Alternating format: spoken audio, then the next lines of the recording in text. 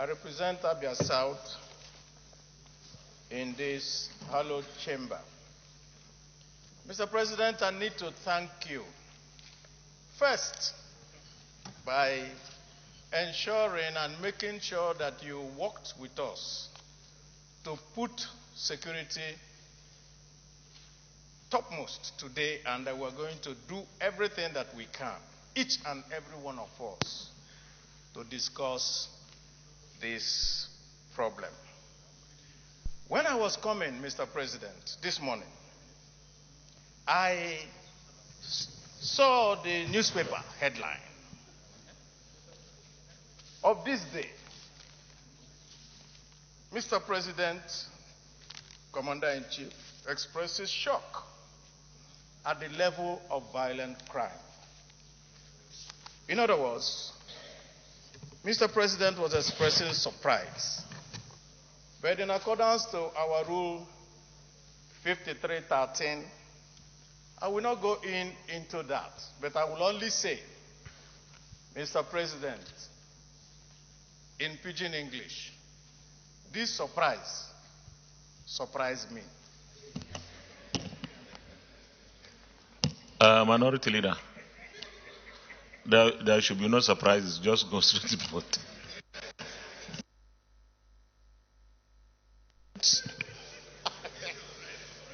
You have told us that on this solemn day that we're discussing this matter, that we may not at any point be partisan. And I want to tell you, Mr. President, if you didn't insist that we will not be partisan, I would have called out the presidential spokesman, Femi Adesina, who, when the CAN leaders complained about the killing of a priest, he turned around and said that the CAN was acting like a political party. Now that we are talking about it here, let me hear him say that all of us are acting like a political party when somebody is complaining about these incessant deaths in this country. Mr. President, because we have to get to the root of this matter, I can only say one thing. Those who live by propaganda will die by propaganda. Minority Leader, I really don't like what I'm doing, but I'm forced to. The issue before us and what concerns every single Nigerian today is the insecurity that is so pervasive. So I will still urge you that please let's contribute in such a manner that we're able to get solutions. I am not saying you cannot say what you want to say, but let's get solutions. What is the way forward? Because we need to take very urgent and immediate decisions and get across to the other side. So you may continue. In fact, you have 2 more minutes. No, you can still. Anyway, this is a minority leader. So there is a discount for him. Go ahead, minority leader. Mr. President, we are very serious here.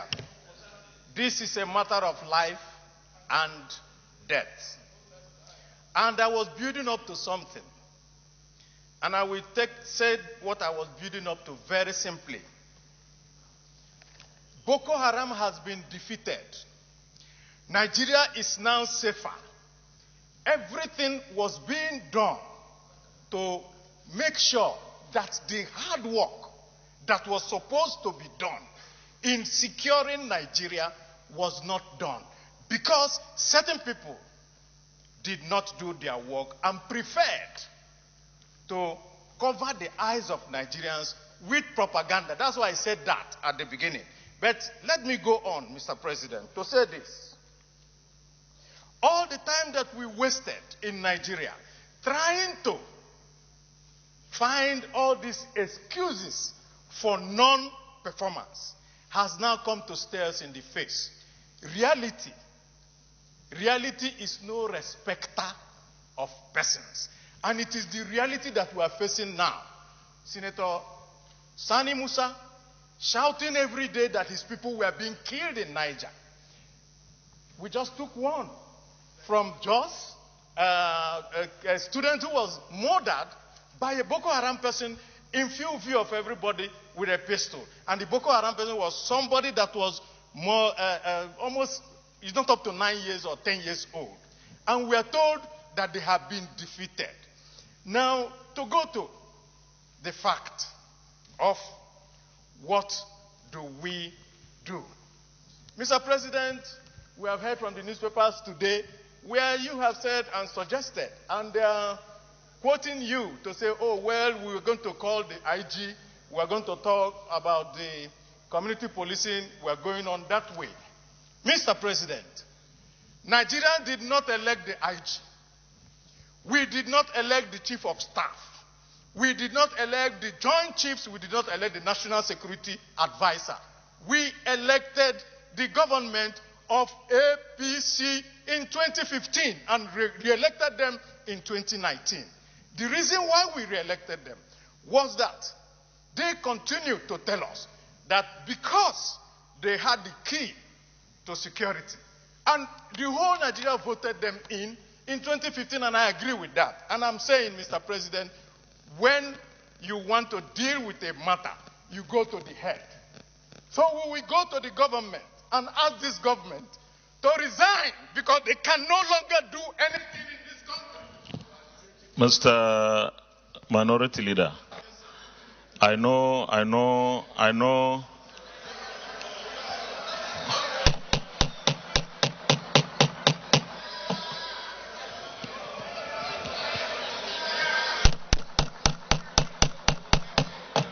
Okay.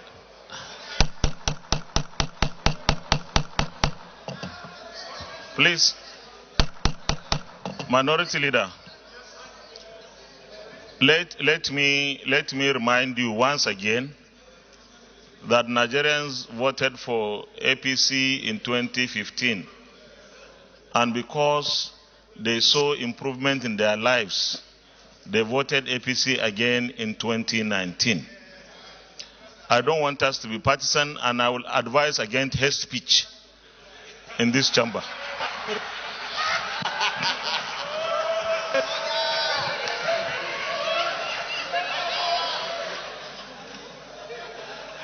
Mr. President, in conclusion, Mr. President, in conclusion,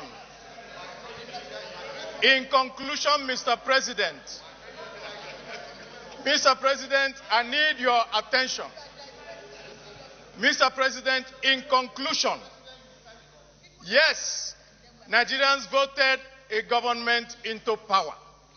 And that government even said, if we don't perform, stone us. We are going with the stones to stone them now because they are no longer. Mr. President, what you want is a solution. We are giving you the solution. I think the Minority Leader, distinguished colleagues, the situation in this country is such a serious situation that our debate should be tailored towards ensuring that we are able to get solutions. Senator Abdullah Adamu.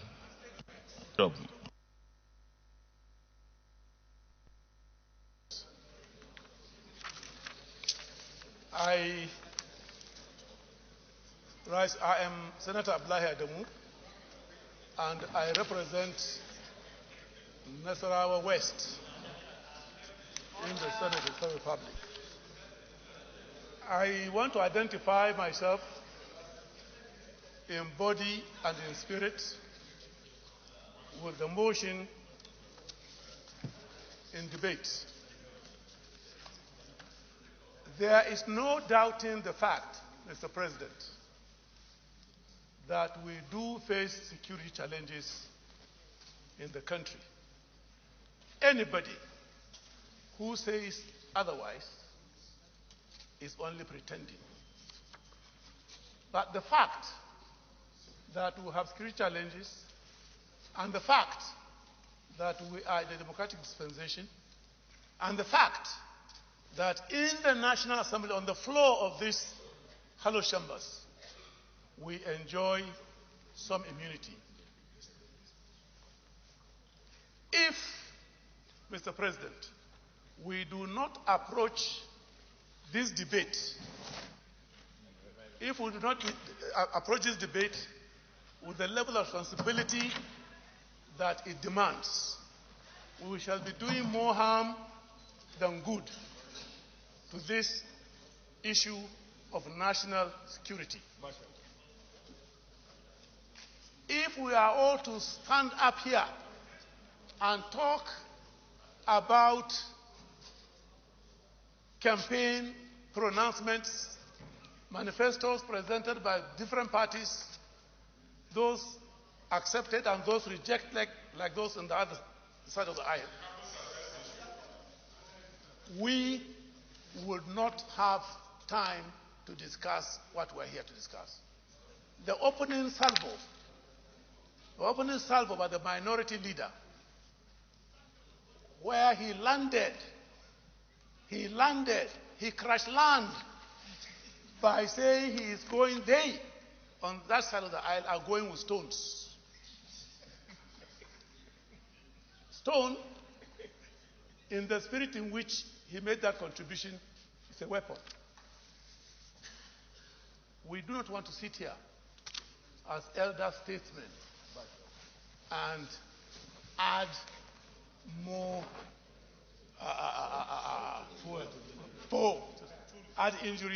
insult to injury. It is not within our duty to do so.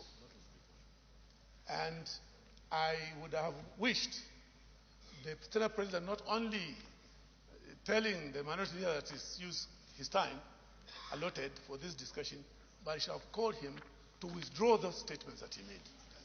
As a respect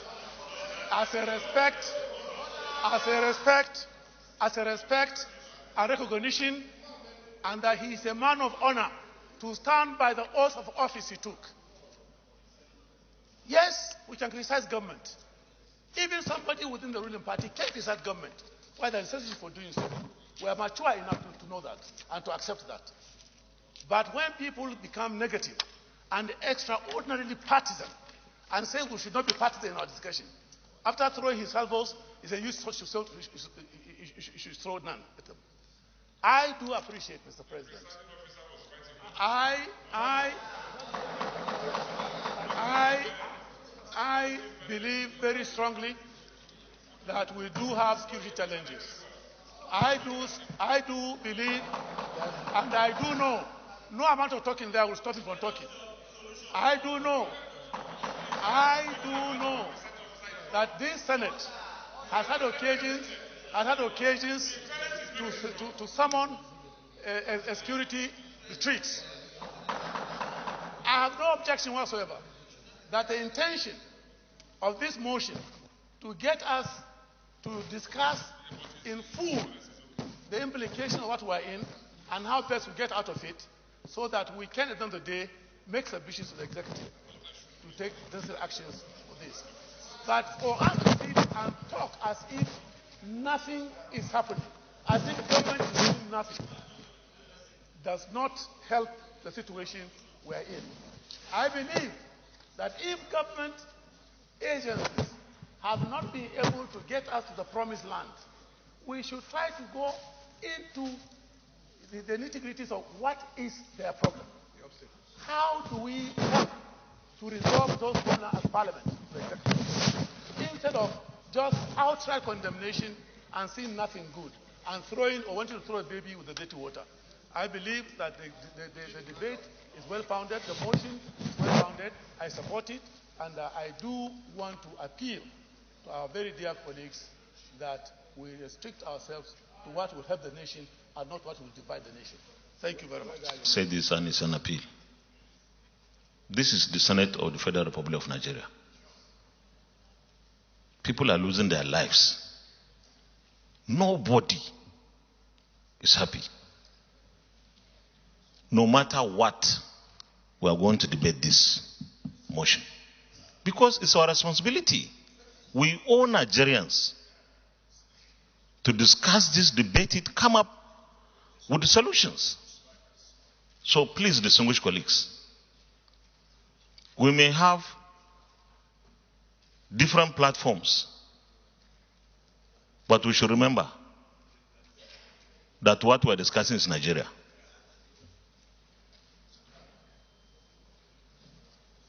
The minority leader had made his contribution. Now, I would advise that please, let us not go partisan. When the Boko Haram or bandits will kill or abduct people, they don't ask about their political parties. Please, let's discuss this as statesmen. We may be in opposition, but what Nigerians expect today is not what we say in a partisan manner, but what we say in such a constructive way to get this ugly and unacceptable situation resolved. We just have to do this. So please, with this plea, I want to invite the DSP to make his contribution, and thereafter Senator